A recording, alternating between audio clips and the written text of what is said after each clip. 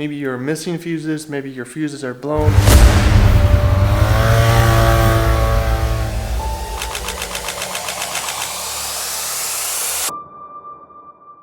Hi guys, welcome back to the channel. In this video we're going to be getting down to the fuse box and showing you around in there so you know where all your fuses go, if you're missing one, or if you need to just test them. Maybe your lights aren't working, high beams, low beams, or it's not starting. You can go to your fuse box, test the fuses, and I'll show you everything in there and where they go, and let's get into it. Alright, under the seat on this style of ATV, your fuse box is right back here in the back. Should just be able to pop that off with these little tabs on either side. You do have spare fuses up here in the top of the box, or at least you should have some. We've got fuses over here, we've got relays over here, and then we've got a diode in here. Now I'm going to show you here on this style of ATV. It doesn't have an EPS on it, but I'm also going to show you one with EPS with the relay in it and with the EPS. So on this one here, we have the ignition, lights, the accessory, the main fuse, fuel is your fuel pump. You have the high beam, you also have another accessory, and then you have the fan fuse here itself. Another one over here is a diode with the little arrow on it. Now the diodes, you want to make sure that you get them in the right direction.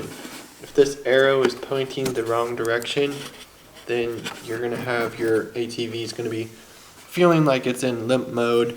It's going to be cutting out and stuff. So making sure that you've got this diode in the right direction may solve that. Over here, you've got relays. You have a fan relay, the ignition relay, fuel relay, neutral relay, and the sig relay.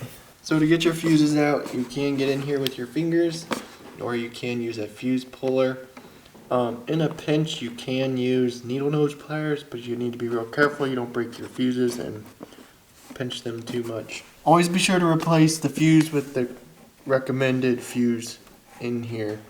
You got a 30 main, so you want to replace it with 30 amp main. For the relays, same sort of thing. You can just kind of rock these back and forth until they come out. These over here that are four together is kind of harder to do, so you kind of work two at a time and just keep some pressure on the fuse box and just slowly work those up. So there you can see you have the labels on each of these relays, the diode with the little arrow, and you can see the labels on all the fuses as well. When you're replacing one, just make sure you get it lined up properly and then just press it straight down. If your fuse is broken or not, it won't work if that little wire is broken. So this one here is good, this one here is broken. So with a broken one in your ignition, you can see your ignition won't turn on. So we gotta replace that one. So there, replace the ignition one. That's the fuses on this ATV, and I'm going to show you also the one with EPS on it too.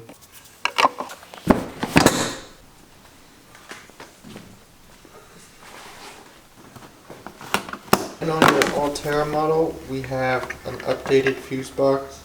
We also have EPS on this model as well. We have the ignition, the lights, low beam, power fuse, the memory fuse, main fuse, accessory fuse. We have the electronic power steering fuse, an accessory fuse, high beam fuse, the fuel fuse, and then we have the fan fuse, the EPS relay, fan relay, fuel relay, and then over here you have your main relay.